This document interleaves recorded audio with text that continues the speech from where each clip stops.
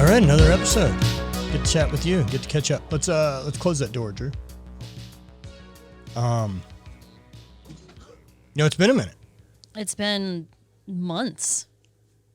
Last time we caught up, we've done a lot of stuff. We did basically a pretty quick Q&A, and life's been going. Life's been going, and that was like a very specific, focused Q&A. So we didn't even really get to talk about what's been going on in our lives. We're just talking about sex and relationship questions. And so I feel like we probably have 6 months more realistically about things to catch up on. But there's a lot. Well, here we are. We'll go ahead and dive in. Y'all. How are you? I'm good. You're good. I'm so good. How are you?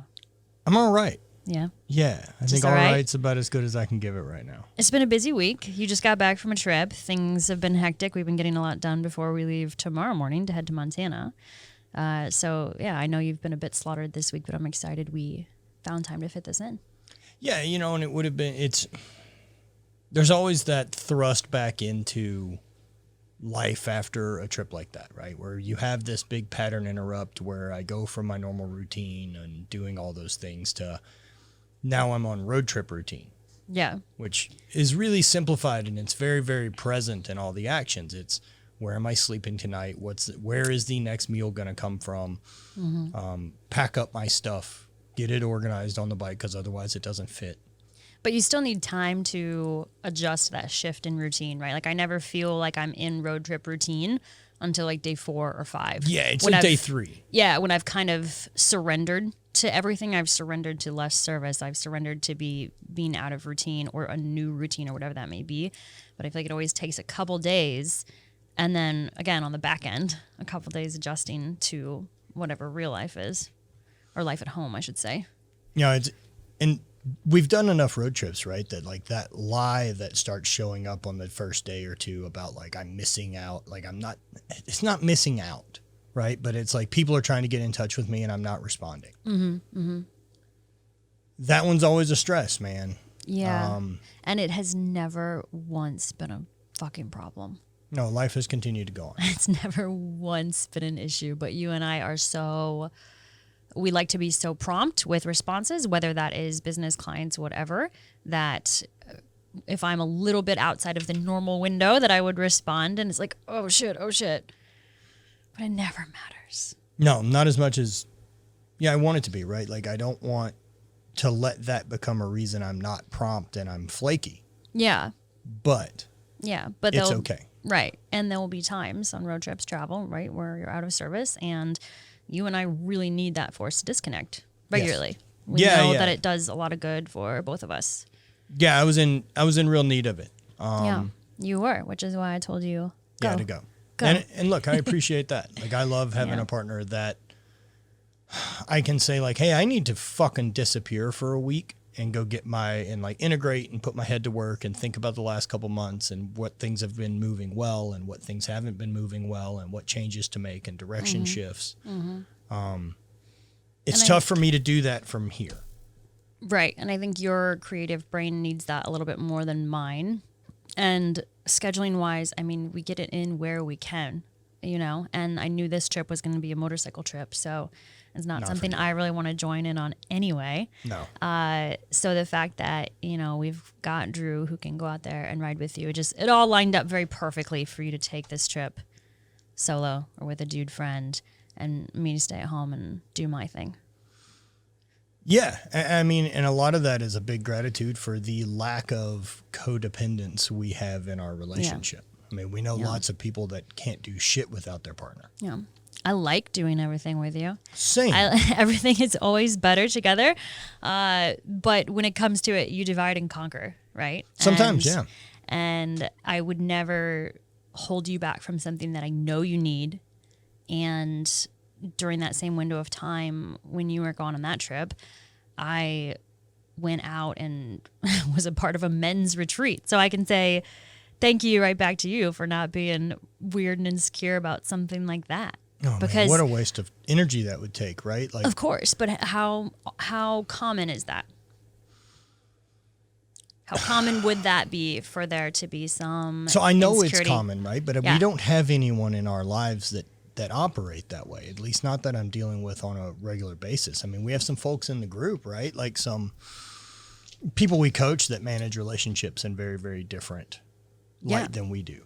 Of course. But I think that was worth noting because at one point it kind of, you know, I was joking with someone. I was like, oh yeah, I said goodbye to my husband. I'm off to this men's retreat for the weekend. And then it kind of like popped in my head. I was like, oh yeah, that's fucking cool of him. I mean, would that be of something past relationships wouldn't have dealt well with? Of course not. Yeah, of course not. No way. I don't think I would have encountered resistance because it's work. Right, like even a trip like that for me is now kind of part of what my life is. Mm-hmm. And so part of building in the life I want is that adventure is part of the thing I do. Mm-hmm. It just matters on how you define adventure. And I'm learning there's a lot of different adventures and they all push different buttons, right? Like we went to South Africa. We haven't spoke on here since, you know, I got back from Uganda. And all these trips are these big perspective shifting moments. But they're all very different. Yes. You know, Uganda was not a tourist trip, I guess that's the best way to say it, right? Like it's called a pleasure trip on purpose. You know what I mean? I don't like even know. if I'm just going for fun, to fuck off, to, you know, vacation, right? Yeah. Like whatever we'll put quotes around vacation for what people typically is. South Africa was a vacation. South Africa was a vacation. Uganda was a work trip. I mean, you were filming and you're quite literally working, building wells, carrying water, living and working with a tribe, you know. South Africa was very much Disneyland vacation. Absolutely amazing trip. I wasn't expecting to fall in love with the place as much as I did. Yeah, South Africa is neat. Definitely caught me off guard. It was hard to leave. Yeah, what did you find that was so attractive about it? Everything. I mean, I can't pinpoint one thing, but obviously the landscape. You've got these amazing mountains. You've got beaches. You know, you've got the best of both worlds when it comes to that. Everyone that we encountered was nice and friendly. It is easy to get there. You know, a direct flight from Atlanta to Cape Town. It's amazing that we've now crossed a 14-hour flight as the easy. Well, yeah, as the easy route to get anything somewhere. direct to me is going to be easy, right? Everyone speaks English. Obviously, the exchange rate is insane. You can live very lavishly there on a mediocre American budget. And the animals and the wildlife and just all the experiences that we got to do. Swimming with sharks, swimming with seals, the hiking, it was just all very captivating for me. Yeah, so speaking of that, right, like that exchange rate and like how different it is living there, living in other countries. And, you know, we've talked about it a lot, but one of those life hacks that always stuck with me from Tim Ferriss's 4-Hour Work Week is like, one of the ultimate life hacks is get paid in dollars and spend someone else's currency. That the exchange rate's good. If you can figure out how to make money here and live somewhere else, like that's the ultimate life upgrade. Yes, and obviously that is a big turn on for us, possibly living or making dollars and spending in rand. Yeah, the South African and at least for currency. a bit, right? To explore and see what being an expat would change in us and how that would alter our life perspective and what's important and values, because they feel different there. Yeah, and I think both of us are just turned on by that because it's not the norm. There's a big chunk of that. And we can. And we can. We can. And not that idea, right? That we can always comes back to me like, what would be the point of having fuck you money if you never say fuck you? Right. And that's a big fuck you. And it's a big fuck you. Yeah. And it's a big, and the fuck you, just so like clarity of it, is not against what other choice someone else makes. It's just the fuck you to the part of me that thought this is supposed to this is the way some things are supposed to go. Mm-hmm. You know, the white picket fence American dream. Yeah. The other thing that I really liked about South Africa, particularly Cape Town, but, you know, other places, like you were surrounded by so much culture and people speaking different languages and people dressing differently. And it's just not the same rinse, wash, repeat thing you see everywhere here. Like you're in it. You're in it. You're actually in it. You feel like you're a part of a more global culture. Yeah. Than you do here. Yeah, and I mean, St. Louis, I don't ever think has been considered the global hub, at least not for a couple hundred years of trade route, but rarely referred to. But living in, spending time in LA or spending time in Toronto or any of these other major cities, like you do have more of that. New York, yeah. Big change of nationalities and everything. Yeah, but with all those things combined, it just seems like the perfect storm of all those boxes checked for us, It definitely has created enough of an interest I'd like to explore. And I know I've only felt like that really profound sadness leaving a place, leaving Iceland. Yeah. Living there would be a completely different story. Completely different. It's the opposite of affordable. Couldn't be any further down the other end of that spectrum.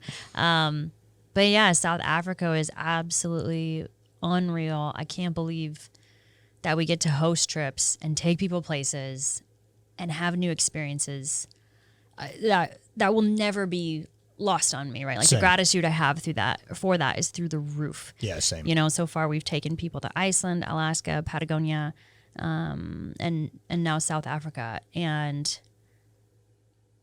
we're taking a group to Egypt. And there's December. been people on every trip that have become a permanent part of our lives. Yeah. Especially like that first Iceland trip. Yeah. Like we are in, good close contact with everyone from that trip. People repeat and come back on trips. People come to our retreats. Like it's just grown into this community.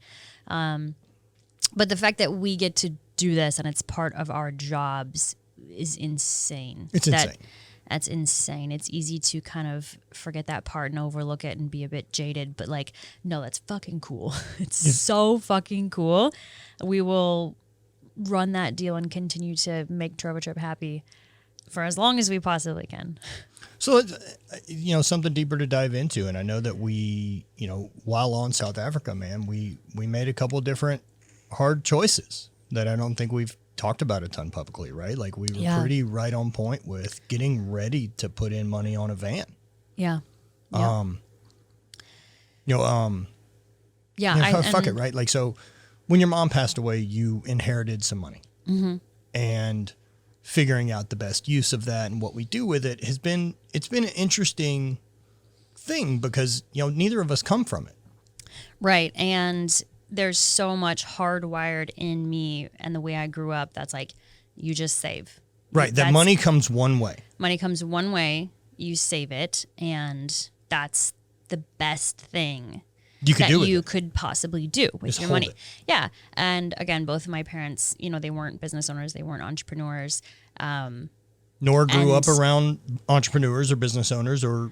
Correct. And I mean, that is how I ended up with, getting a little inheritance. That's why, you know what I mean? Because that's who my mom was. But, that money doesn't do any good just sitting there. And I say that out loud a lot because it's still talking to myself and convincing myself of that, right? Because I'm someone that likes to see a certain number in the bank versus, having investments and money that is more fluid and working for me. Yeah, the safety blanket that makes you feel good is... Right. And that's diving deeper into why I like that idea outside of what my parents' habits were and that were instilled in me. But yeah, so getting connected, with our financial advisor, our wealth management guy, and seeing what the best move is for those finances, how taxes work, all these things that I'm just clueless about. And, we were going to use that money to purchase a van that was all built out, custom made, everything we could want for traveling. And we were in South Africa. I remember that day we were on the bus talking about it, and just kind of felt like kind of an overview check-in of like, how are finances? What are our goals? We were talking about expat life because being there, it's really hard to not say, fuck it, cancel everything at home, Airbnb all of our properties, let's move here. It's like Bali prices, but it's closer and has more amenities. Yeah, and everyone speaks English, and even though it's Africa, right? Like you're looking at a country within a continent, right? So I mean, South Africa is. That's like saying I'm moving to North America. There's a vast difference between moving to Sulphur, Louisiana, and Los Angeles. Yeah, I mean, it's like comparing LA and Mexico, right? Like you're same continent, but it's very huge. different worlds. And I would say the disparity of wealth between those two places is as wide as it could fucking be. Yeah. So really, really hard to hang out in South Africa for 10 days and not want to burn it all down back home. But anyway, we're having this conversation.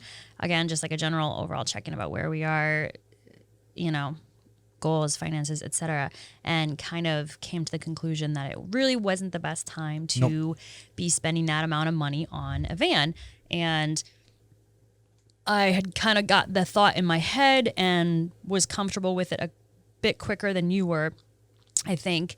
But we talked it through, decided that was the best route. We'd be adding a significant overhead every month with the van. Whereas if especially with the plan we were talking about, right? Like this is different if we're not doing it as, the van's part of a business expense because we are filming content and using it in X, Y, and Z. And so. Yeah, of course. But it was going to be very nice. Like built to the fucking nines. And we decided that maybe that isn't the best use of finances at the moment. So, basically what it came down to, right, is the $130 for the van would cost us $2,500 a month. Yeah. Give or take, right? Yeah. On a car note, which, we would be paying back to ourselves. Yep. Right. Or, the universe providing options, we decided to look at other properties. Yeah, and obviously at that moment in South Africa, we didn't really know about any other specific options, but obviously moving forward with property has been the plan since we got together. Yeah. Since we initially got together 4 years ago, but kind of figuring that out as we go. So when we got home from South Africa, made the decision to put a pause on the van and kind of, just putting a pin in it. Like if we want to change our mind on this at any moment in time, we can. It's easy to go around we could buy a van and start this have process. It in 5 months. Yeah, and we were really close to starting it too. Like I was about to transfer the last of the money before we made that decision. So we get home and we're just randomly looking at Zillow, and we found that place that had been the renovated convenience store turned into a house. Had no intention of buying it because we both knew it was massively. Yeah, we just wanted to look at it. Massively overpriced, but just wanted to see it. Ended up having a great connection with this realtor that showed us this place. He mentioned he had another property coming on the market next week. We could see it before it was on the market, and went and checked this little cute property out. It ended up being the exact same price as the van. We also just got back from Africa. This place is decorated in elephants. And the cross street that this house is on is Schroeder Street. Right. So as if we needed anything extra to say, hey, assholes. Any more signs from Go the universe. over here. Yeah, we got it. The universe was pretty loud and clear on that. So ended up getting the house, paying cash, which is great, not having a note on that every month. And totally turnkey, right? With all the furniture, everything. So we were able to. We closed when? I don't remember. End of May? End of May. And then we had it was middle of May. It took about 3.5 weeks, and we've already had 2 guests in there so far. Yeah, so we got it up and renting last week? Yeah. Last Friday was like day one. A shout out to the Prem property.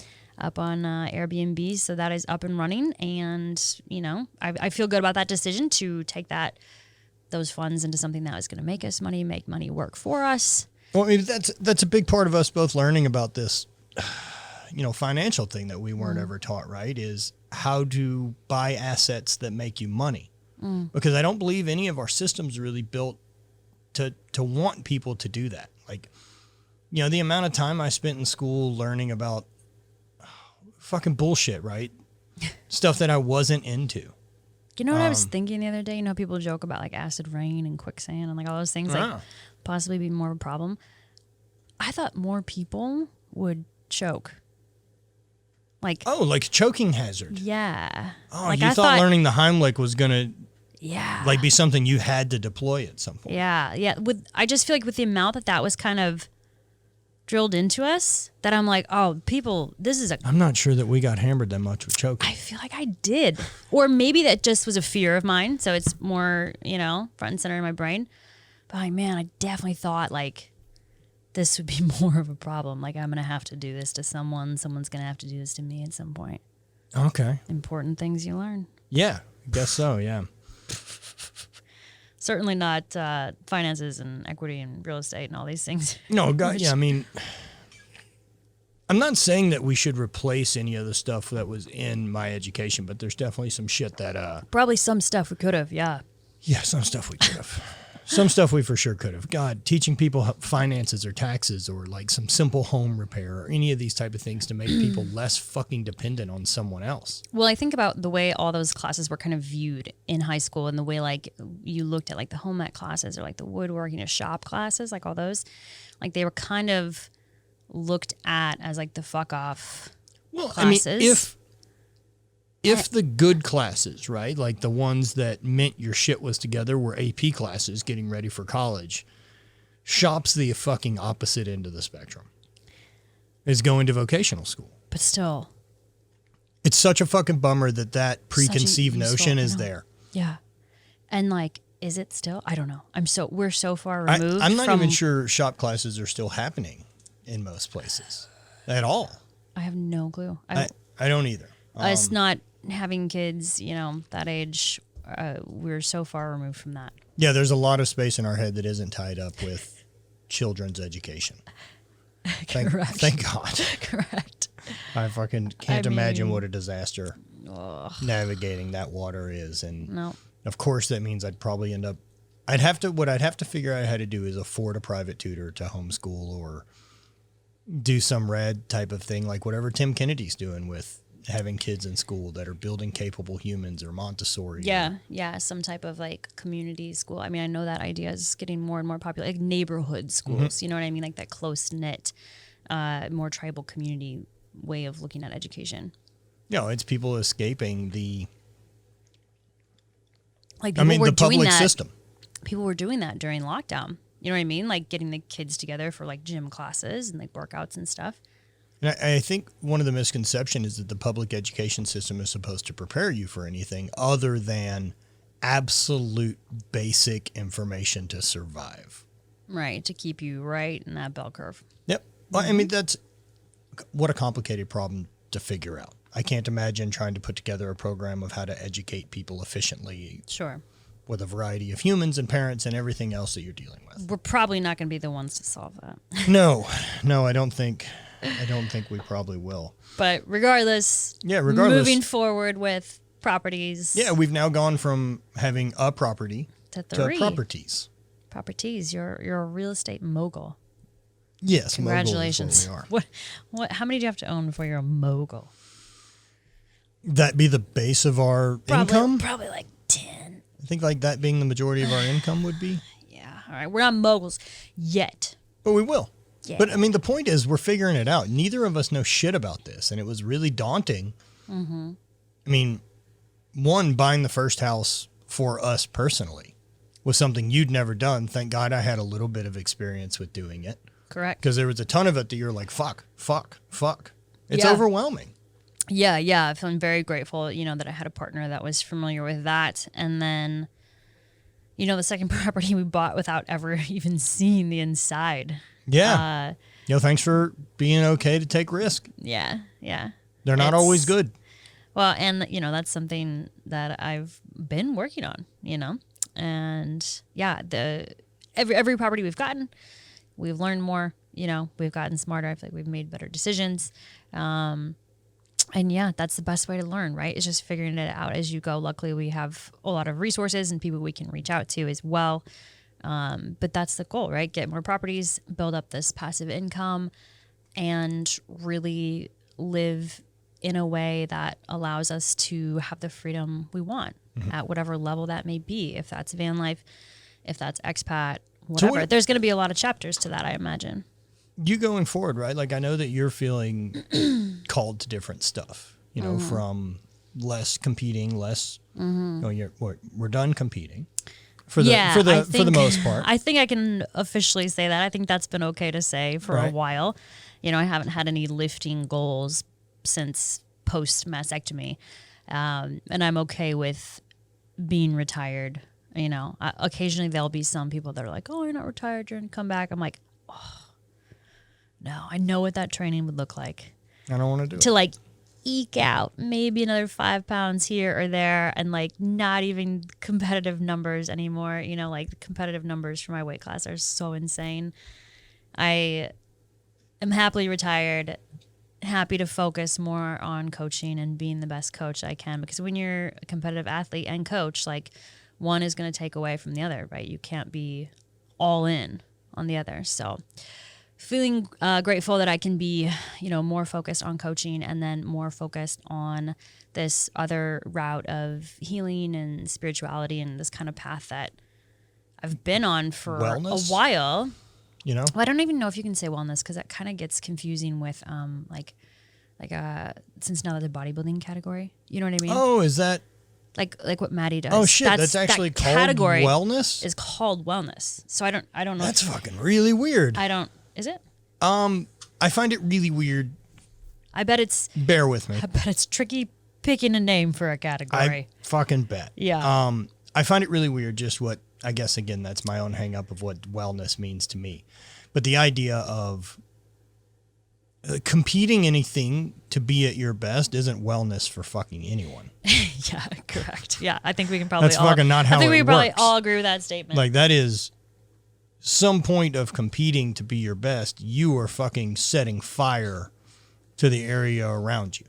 Yeah. I guess we could say more of a holistic health and wellness Sure. approach on my end. And, you know, I've definitely been going down this path, you know, since our big experience with plant medicine in 2019, you know, being in ceremony for a week in Costa Rica was definitely the catalyst for both of us for a lot of things. I know that looking back, there's very much a life before that and a life after that. And that week of ceremony, you don't really realize how much things are changing until you choose to integrate and choose to follow this path and choose to listen a little bit more and choose to up your awareness and pay attention to maybe these new things that are giving you joy, that are providing comfort and ease. And I think that path has also definitely skyrocketed since I lost my mom last December. Like that's also was a big catalyst for change for me. And, you know, that whole process and navigating grief and guilt and all these tricky emotions that come with loss can send you, you know, down a path that you weren't expecting. And I remember talking about it in December that, you know, I thought I had all my emotions figured out and neatly tucked away into their own little organized boxes, because that's how my brain likes to operate. And I like to have a clear picture of how I feel and how I don't feel. You don't every so often try to go in and organize everything that's a disaster in there like I do? Well, mine's already organized. Yeah. But when it came to that situation, not so much, right? Operating in that black and white mindset won't get you very far. There are many shades of gray, especially when it comes to processing those feelings. And that definitely pushed me further and quicker down this path of healing and spirituality and getting more involved with breath work. You know, I've been a participant in many a breathwork session, you know, very familiar with Wim Hof breathing and breath holds and breathing for upregulation and ice baths and all these things that we've done in the past. But I've also had very, very profound experiences with a holotropic breath or a healing breath. And that really catapulted my interest into learning how to facilitate and holding space for other people that are looking to heal and release and have, these therapeutic sessions with that type of modality. Yeah. Yeah. What an interesting thing to go in. Going back to, your mom passing. Yeah. Losing a parent's fucking really strange. It's really strange. I think luckily for most people, just the way timelines work is it happens as an adult. Yeah. I think my mom was probably in her 50s when she lost, both of her parents. I mean, fuck, maybe later than that. Wow.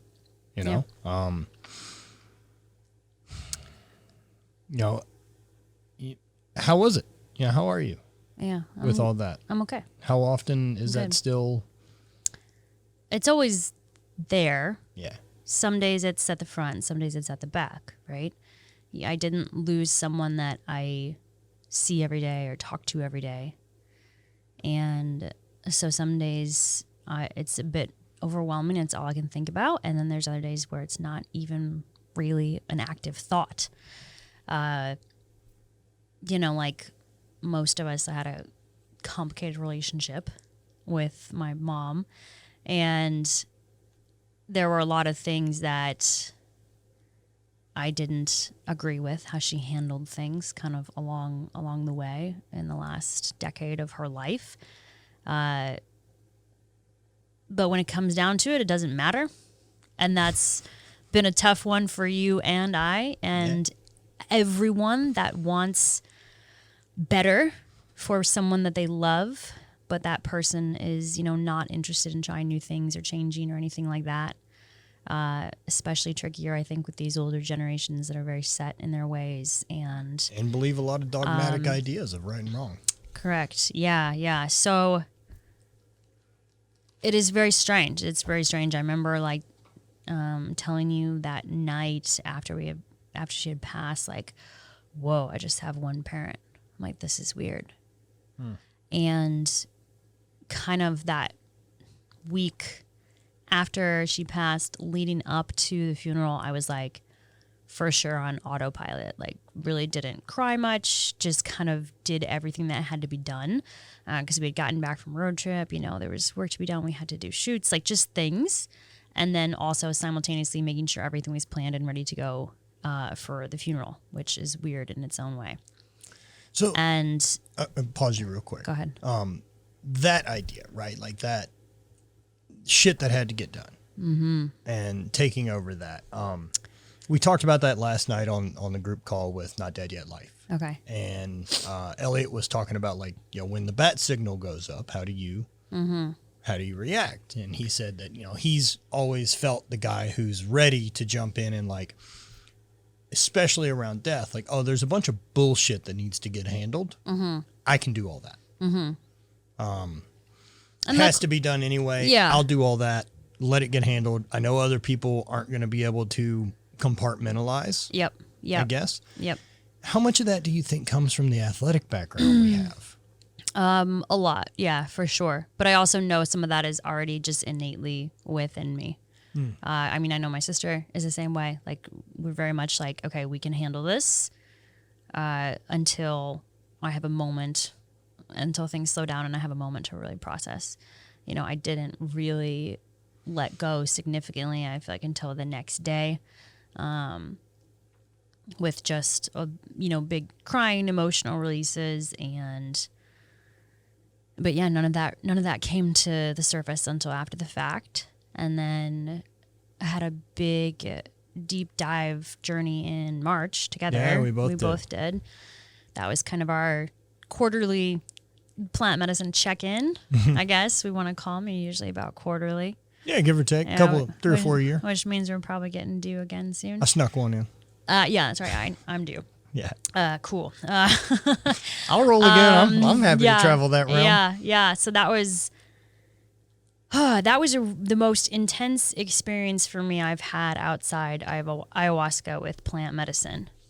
And, always love journeying with you because I do feel so safe and comfortable, and you're my security blanket in a way, and I also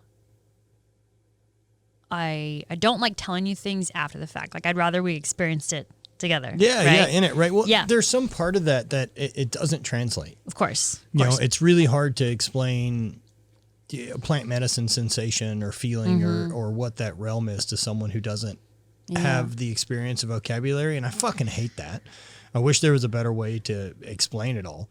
But it's true. Yeah. It's true. Yeah, so we both dove in that afternoon because we like going to bed at a reasonable time. We still book our plant medicines around a normal schedule so we can be asleep by 10. Around our sleep schedule. Yeah, so dove in early that afternoon. And, you know, every time is so different. It's just like breath work. You're never going to have the exact same experience twice. And this was a pretty significant dose for us. And it was the first time that I really felt called to journal during a journey, which, it was the first time. And I had just brought my notebook down with me to the basement, you know, just to have it nearby in case I felt called to do that. And ended up just like furiously writing for probably like the first 5 hours of that journey, whereas and we were both very much in our own worlds. Like in this 8 hours, we talked very little, maybe like a couple sentences in like 8 hours. Like it was just silence and music and both of us processing our own things, right? Because your journey was very different than mine. And I wasn't processing any loss. Right. And I knew this was going to be a big one for me since I hadn't dove in prior to losing my mom. So I knew that it wasn't going to be all sunshine and rainbows and everything like that. So, you know, with plant medicine, it so often feels like you're walking this very fine line that just borders between hysteria. It is hysteria, but you're bordering on like hysterical crying or hysterical laughter where you can just barely keep your shit together and every single cell of you feels like it's about to burst. Yeah. Right? And you and I can't even look at each other without dying in fits of laughter. Yeah, it's a really, really interesting tool. And I'm journaling, and I kept writing down birthing. And I'm like sitting on the basement floor, like with my feet, my knees bent, my legs behind me, like in a W way that like you tell kids not to sit that way. And like just this pit, this feeling, this heaviness in the bottom of my stomach, right in like that sacral chakra, just heavy. And I'm like, one way or another, it feels like whatever this weight is going to come out of me, right? Like up or down, it's coming out. And, you know, I think it maybe was like hour 6 when we went upstairs and we went to the bedroom. Yeah. I think. And we were laying on the bed, and it was like I was finally ready to think about it. Like I was finally ready to think about my mom and process things. And it just came out.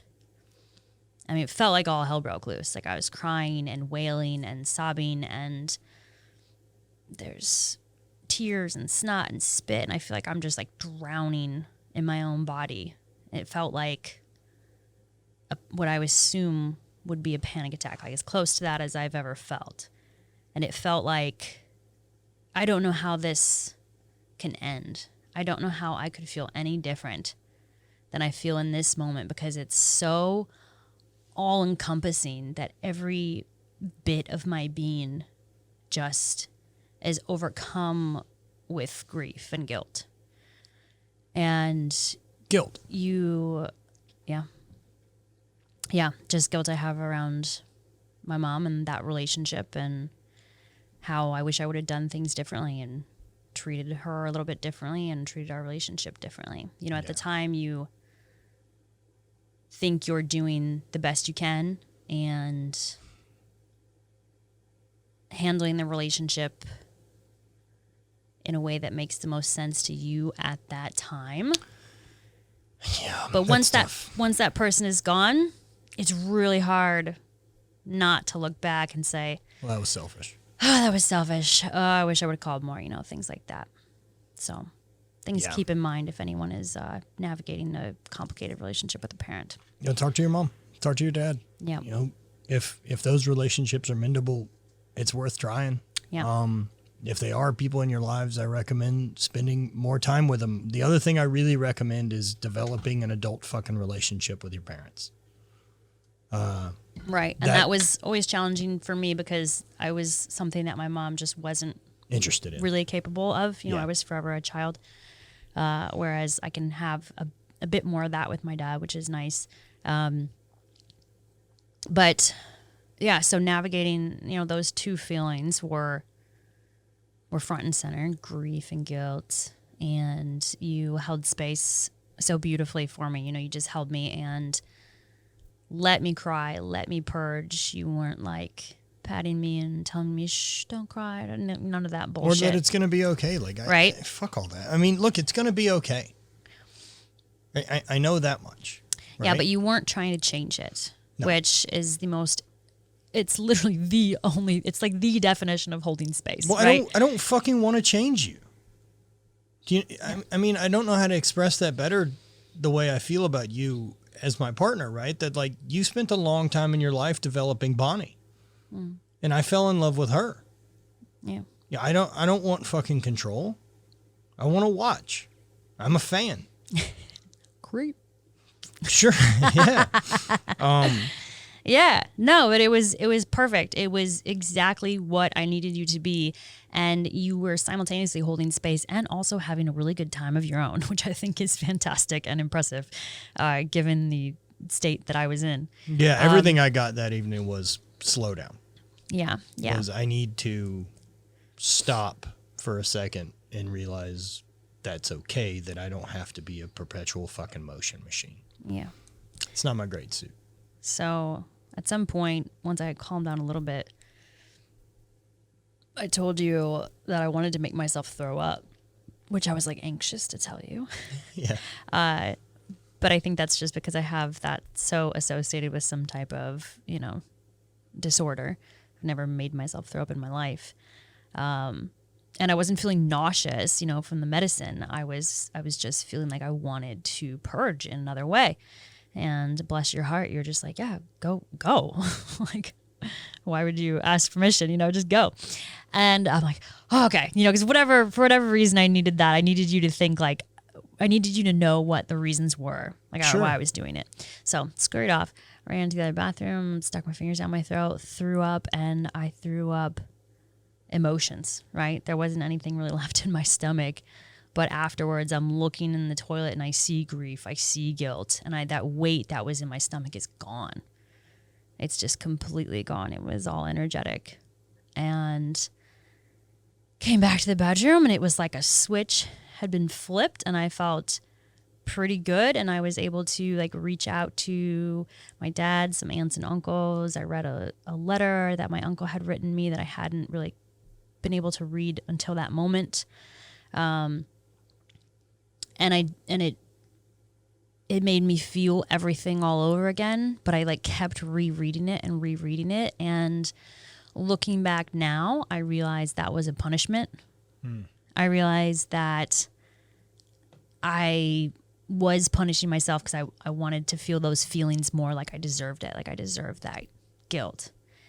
And so I went to this little meditation group last week when you were gone. And I don't know that I told you this, but this, of course I had thoughts of my mom come up. And in this moment was the first time that I had this little voice pop up in my head of, okay, how long are you going to do this to yourself? And that's the first time that voice has shown up, which was pretty cool. It's pretty significant because, I realized that I'm sure reading that letter over and over again definitely had multiple purposes, but there was a part of my head that was rereading it as punishment. Yeah. And I want to feel that guilt. Yeah, I'm I deserve it. I'm let me just soak in it. Let me just feel all of this. And yeah, last week at this meditation was the first time that voice popped up and was like, how long? How long? Are you going to do this forever? Why? What's that going to accomplish? It doesn't change anything. You already have a changed mindset about being a kinder, more loving person, treating every interaction as if it was your last interaction with that person, because that is what I put into my head going into the new year after losing my mom in December. I'm like, fuck this. I'm changing so many things. And I don't deserve to have constant guilt taking up space, taking up energy. And so it was very cool to finally hear that little voice kind of sticking up for myself the other day. This goddamn thing. Yeah, he's going to... There you go. There you go. Fucking gun. Marissa ruined it. So yeah, that's... There's something along those lines that I've run into. Man, and I don't know what part of me it is, but whether it's plant medicine or it's been, big experiences that I'm looking to have change me. I have a tough time associating that it can be a positive experience that yields the change I want. Right, but think about what you also just said right before that. Experience I'm looking to have change me. Sure. Right? We're already setting the expectations, right? And then I feel like everything that you kept being told that week in ceremony in Costa Rica is like, it gives you what you need. Did the same fucking thing, Not right? what Like you we want. went down there and man, I've never felt such a level of disappointment and emptiness of an experience as when we went to do ayahuasca. Like I went down there and man, I had spent time around people in this realm and I've heard stories about like what trips have been and what experiences were and like what got unloaded and what was found. And, I'd lost my dad and I'd lost my sport and I'd been hurt. And then I had this, been through a divorce, lost a partner of mine, through the divorce that, I'd been with for 13 years, this person I'd grown up with and care a lot for. And I got fucking nothing from it for 2 of the nights. Yeah. And it was crushing. And it goes back to that feeling of like, I'm fucking doing it wrong. Seriously. Right. And that one's... For you. That one's really fucking hard, man. But it's not uncommon, right? So much of that is a complete and utter surrender to whatever comes up, whether that is what you expected or wanted or not. Like I hear that so often, like after a breathwork session where people are like, well, I didn't really know what to do or what to think about. Yeah. And I'm like, man, you can come in with every intention in the world. But if your thoughts and your mind want to take a hard right turn, then guess what? You're fucking going right. You know? Yeah. But I'm aware that there's some part of me, right, that unless breath work is bringing out that piece, unless riding 240 miles in a sitting is exposing some fucking wound of why, that it isn't worth. Like, what did I get from it? Just a fucking fun day? Yeah. And well, do you think that you deserve to suffer for some reason? There's definitely some part of me that associates it with growth. Sure. Do you think that's just the innateness of being an athlete at your absolute core? Maybe, like you right? have to suffer to get the good. That's what creates adaptation and change is like I have to get sore. It has to hurt. Like I have to give it full effort. Like I have to be willing to fucking die for it. Maybe physically. That's what creates a lot of the physical changes that we're used to. We're coming into this realm that doesn't operate super logically with logical brains still, right? Right. And I mean, if I go back at my athletic career and I look at like the biggest moments, one's losing a national championship in the Highland Games, like on a single event. Like I just shit the bed, didn't perform, didn't get the job done. I had it done. Mm-hmm. Like it should have been harder to fucking lose it than win, and I managed. And even, on this motorcycle trip we just got back from, The last night that we were able to spend at camp, I dove in. Nature, perfect setting where I wanted to be at the end of a trip. I've got space for it. And as I felt, the medicine really take hold, that's when every part of me says like, all right, cool, we should isolate. We should go get in our tent and see where this wants to go. Because I want it to fucking find the dirty stuff. Like, I want it to fucking find those guts. Like, I want to dig into this part of me that maybe I'm not paying attention to, that like I've hidden in the darkness, all this stuff regarding shadow work, right? Like, I believe in that, like these pieces that I'm not aware of that are hiding in the darkness. Yeah. And if I don't get something like that, then it's not as powerful of an experience. But think about how many downloads you've had that you have incorporated that haven't come from a point of, or a place of darkness or suffering. Like, I can think of multiple for you. With ayahuasca, when you had that beautiful conversation with your body, like, that didn't come from a really dark, uncomfortable, negative place. That was just conversation you needed to have with your hip and knee and body, and give it gratitude and give it appreciation and stop treating it like a fucking hammer. Yep. You also have had big downloads with what you eat and how you treat food as fuel, and why would you ever put anything into the machine that isn't good for the machine? Why would you ever be anything less than excellent to it? Another big download that didn't come... No, it came out of love. ...from a place in the shadows, right? A place of love, as you said, which is beautiful.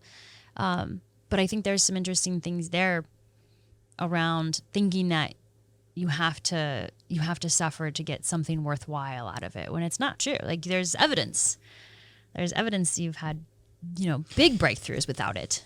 Yeah. I mean, even looking at business or any of that stuff too, it's the same way. That, like, I feel like if I'm not bleeding every day for it, then that's why it's not working. That cool hustle culture. It's part of it. And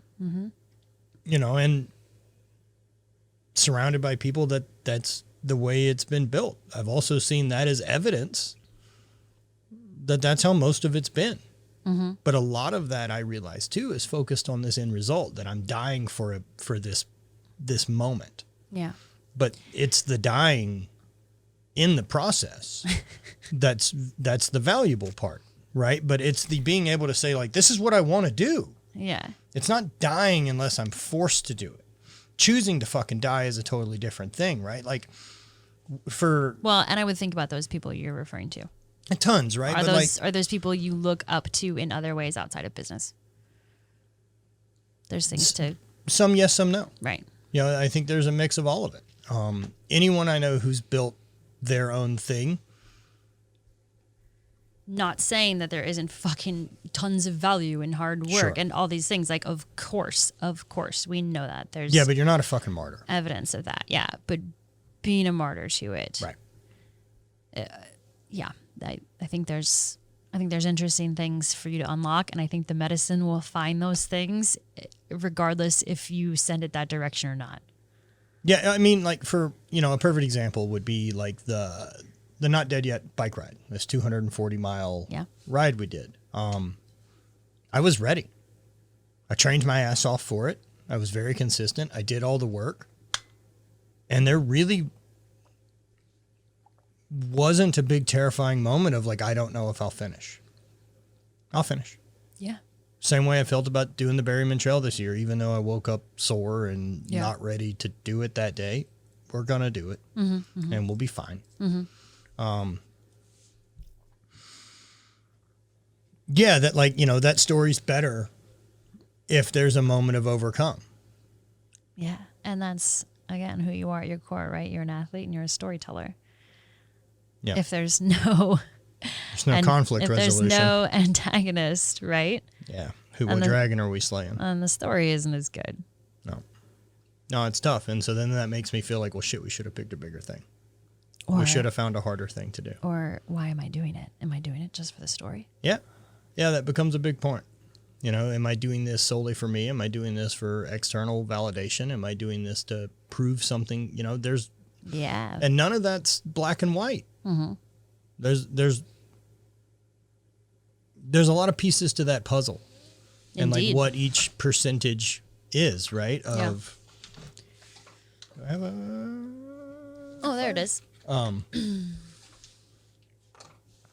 You know, like what percentage of the pie is trying to appease other people? What percentage of the pie is focused on this is the life I want to live? What am I willing to sacrifice for it? Or is this the life I just want people to see me living? Sure. Yeah. Especially when everything we do is shared. Like, yeah. I feel like it ends up getting murky. It does.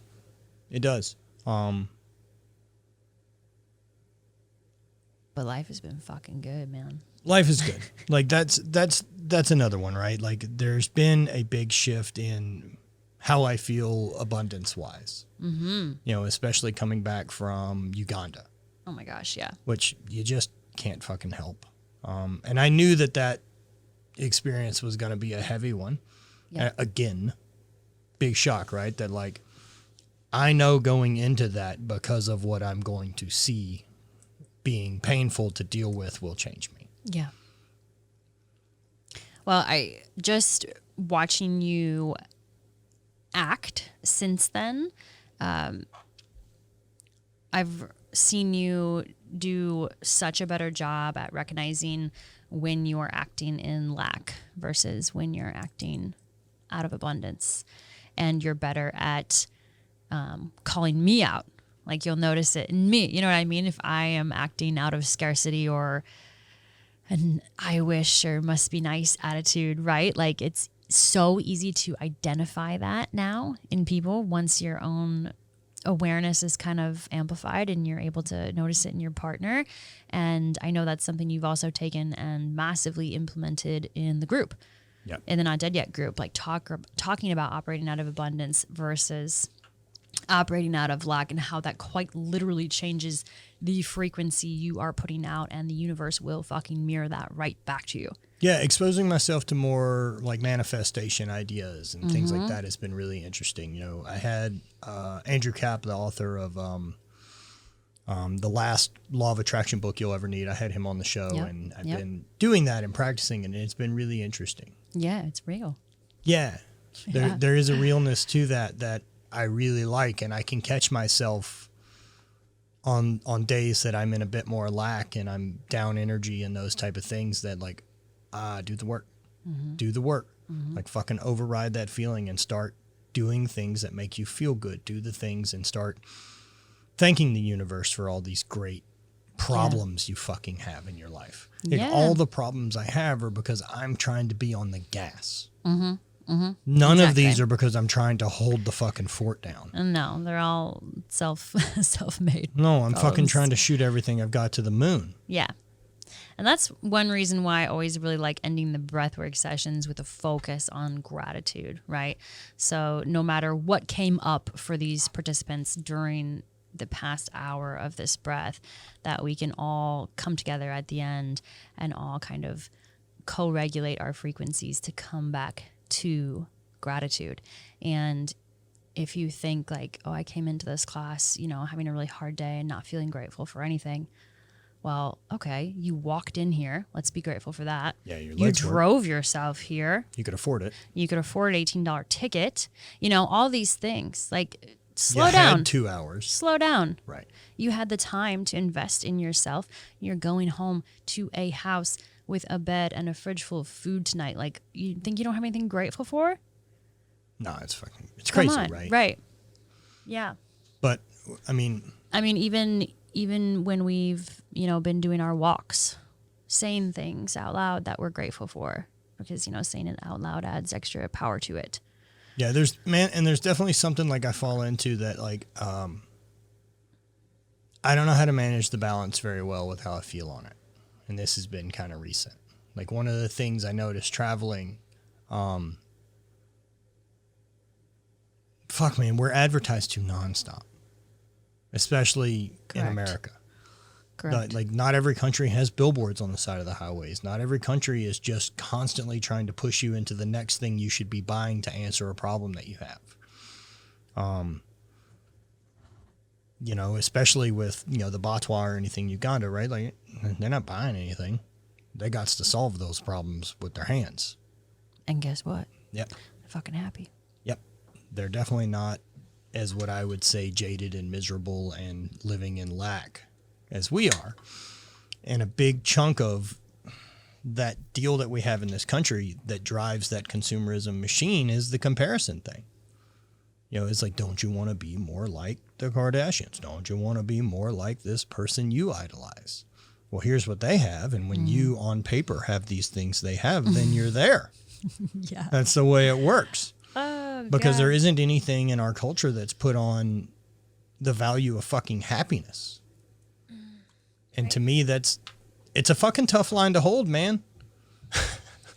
Yeah, it's weird. And I feel like it will be a constant, you know, not battle, but thing that we have to be aware of and work on as two individuals that are highly motivated when it comes to business and success. And whenever we get these downloads from medicine or meditation or time in nature, it's always screaming at us to slow down. Yeah. Right? Like, okay. And, you know, we don't even look at it as trying to find balance anymore because we know that word is bullshit. Like, Also, I don't need any fucking help finding the gas pedal.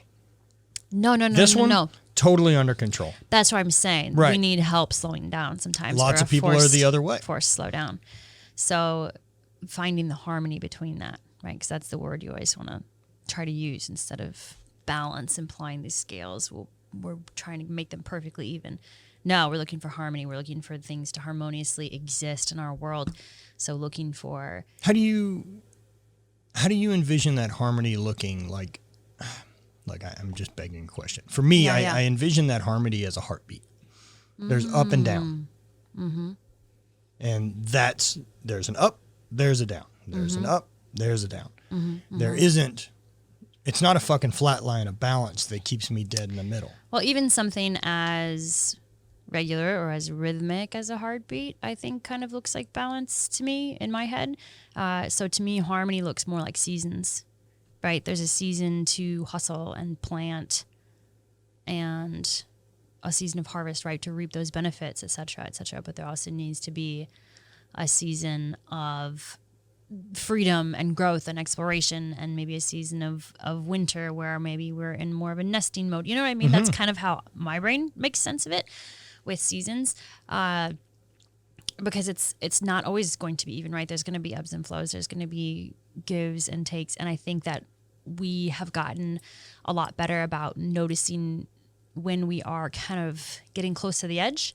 And we're like, okay, I need a week in nature. I need a weekend off. I need some quiet space. I need to go to a cabin for a couple days by myself. So I think just, you know, we talk about recognizing failures ahead of time. This is basically like recognizing a burnout or something more similar to burnout ahead of time, and knowing what works for us to refill our cups. Well, the book I'm reading right now, The Art of Impossible, Stephen Kohler, I think is the name of it, has been good. And he's really talking about like breaking down like how you get impossible shit done and how people do, like what's the recipe to do it. And he was saying for himself, he builds in a deload, for a lack of a better term, for something we all understand in this world, every 10 to 12 weeks.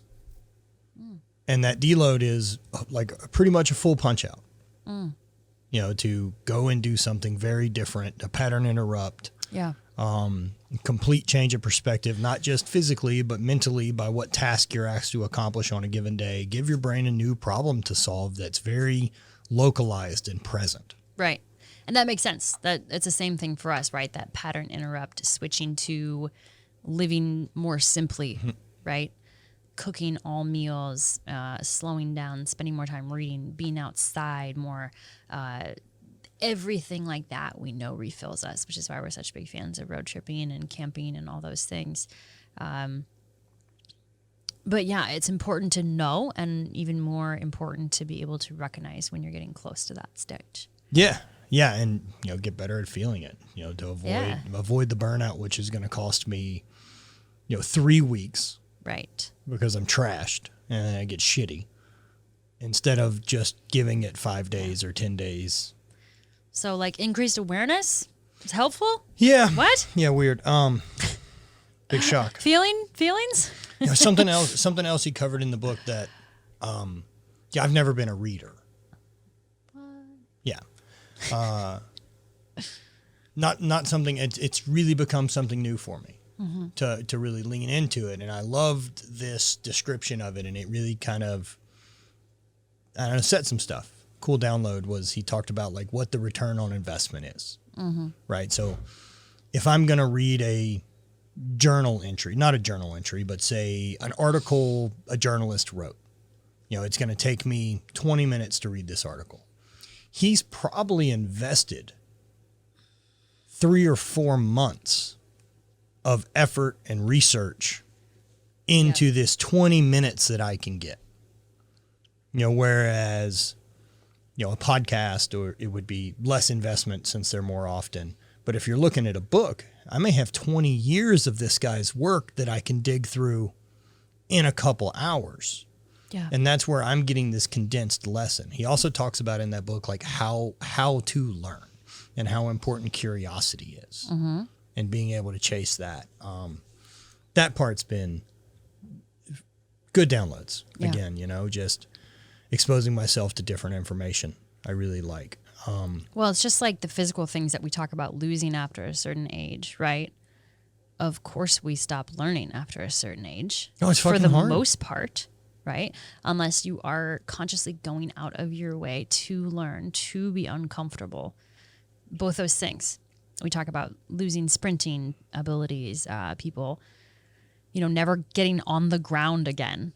Well, right? That's the reactive or proactive to the life you're living. Like there's a lot of your life that's going to be reactive to the message that comes across that I need to respond to, that I have to get up at the alarm clock. I have to go to this place. I have to do the next thing.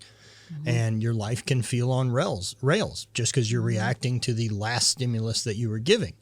But when are you taking time to decide proactively, I'm doing this? That's a pattern interrupt that gets in the way, that changes things. That puts you back in the learning seat. That puts you back to being curious when you have time for those curiosities to explore them. Mm-hmm.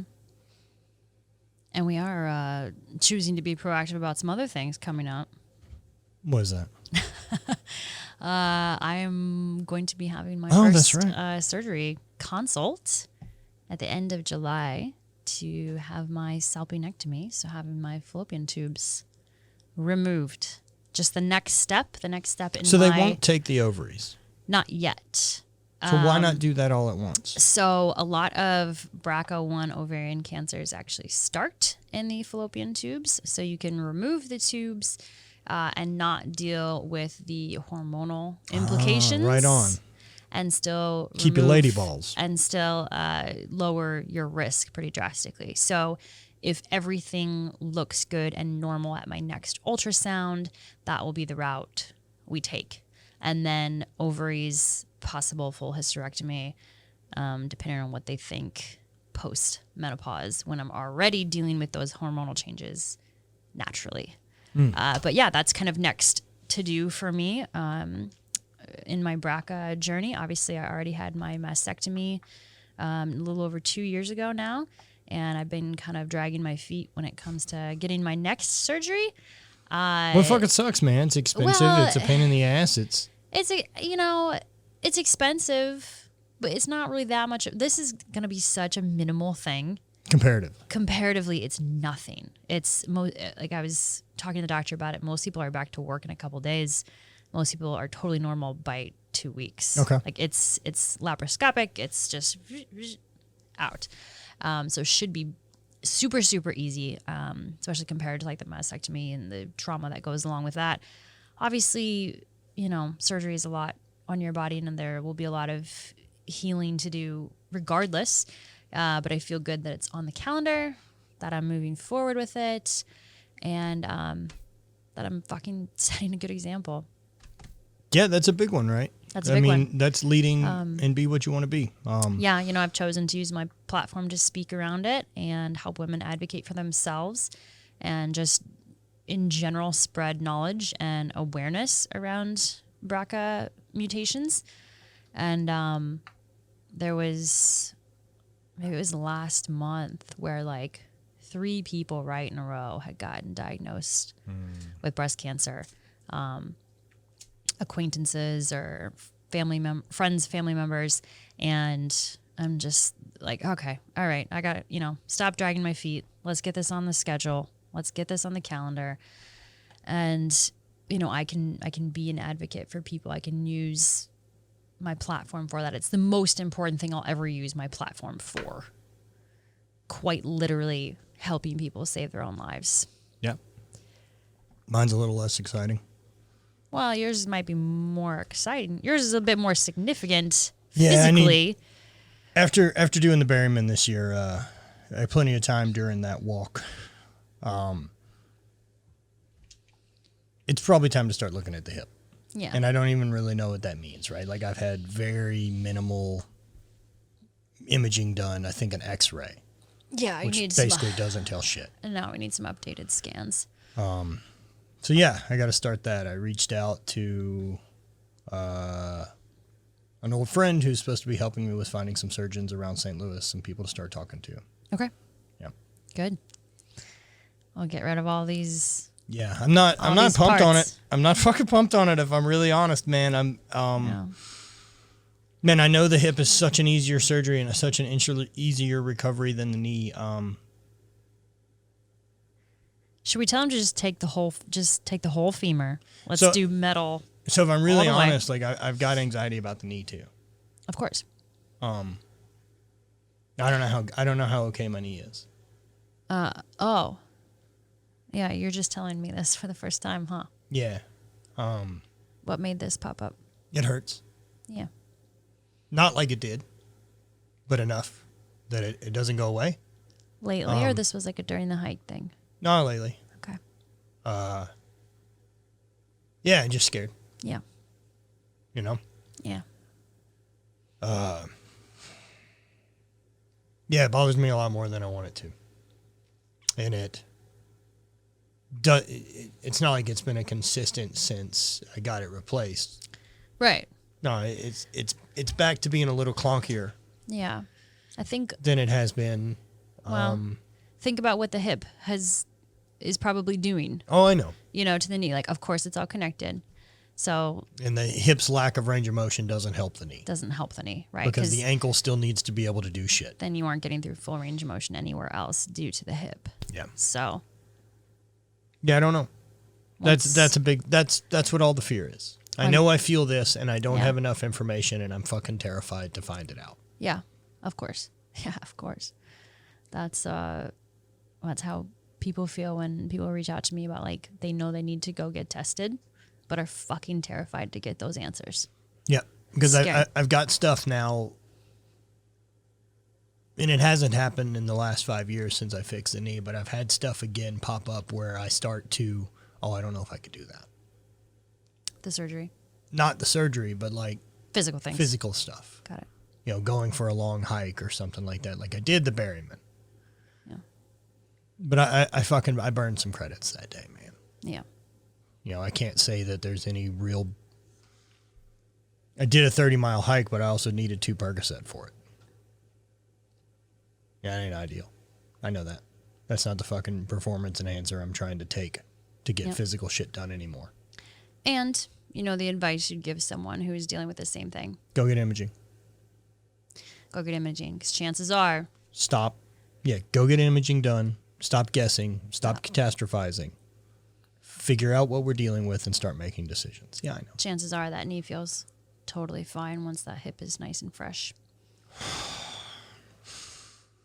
Yeah, I know part of total knee replacement is it ain't permanent. Correct. Neither are these. Yeah, I know. We've got more in our future. I know. This is just how it's going to be for us. I know. I'll go with you to your imaging. All that shit's easy. I'll hold your hand. All that shit's easy, dude. It's just. Is it? The imaging part's fucking fine. Physically, Yeah. it's easy to do. It doesn't. That's you're. Well, Still I mean, have anxiety I about know these what the appointments. answer is. Yeah. It's either replacement or not. Right? Like none of that's a fucking mystery anymore. Yeah. Well, I'm hoping that I can get mine scheduled for like early October, and I can, like I said, I don't need more than 2 weeks for that. So then the focus can be getting yours on the calendar. Yeah, and I mean, look, I know I'm not the nicest to it. You've been nicer. Well, you think long hikes and probably taking sprinting back up has been a fucking wise move? You're much, much, much nicer to your body than you were when we first got together. You were very much still treating everything as a hammer when we got together. You were No, but still I'm trying still to lift such heavy. an asshole. I'm still such an asshole to it. You know, I've never given a fuck in my entire life about long distance or endurance or any of these things, running, hiking, trail running, doing any of that, right? I know cycling doesn't fuck me up. Yet, what's the one thing I should probably fucking do push myself to an extreme limit on once I get this knee? We should walk again. We should do extreme hiking, the one thing that's going to wear all this out, like maybe run too, maybe sprint. Fuck me. Like there's some part of that that's just defiant. It's just being an asshole. You don't need me here for this conversation. I know. I know.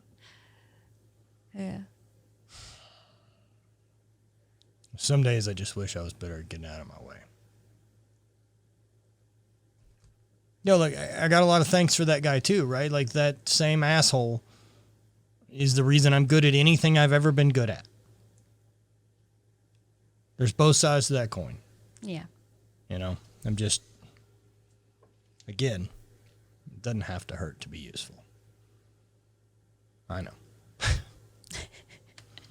I'll just sit here and He says he knows. I'll just sit here and smile and let you come to all these answers, all these conclusions yourself, because it's all there. You have all these answers already. I know. Yeah, and you know exactly what you would tell someone It's the action part. who is dealing with it. Of course, it's always the fucking action part. And for me, the action part, again, like if I could go fucking schedule hip surgery next week, go get my hip fixed and then start rehabbing, sweet. I'm back in my sweet spot. It is the from now until I'm in the recovery room that I have no interest in. Cool. That's the part of this thing I hate the most. Yeah, I spent the better part of 3 years driving an hour to an appointment, waiting in a fucking waiting room for 90 minutes to talk to a guy for 10 fucking seconds. Yeah, I know. That part. It's that part that's crushing me. And I know that this will be this way.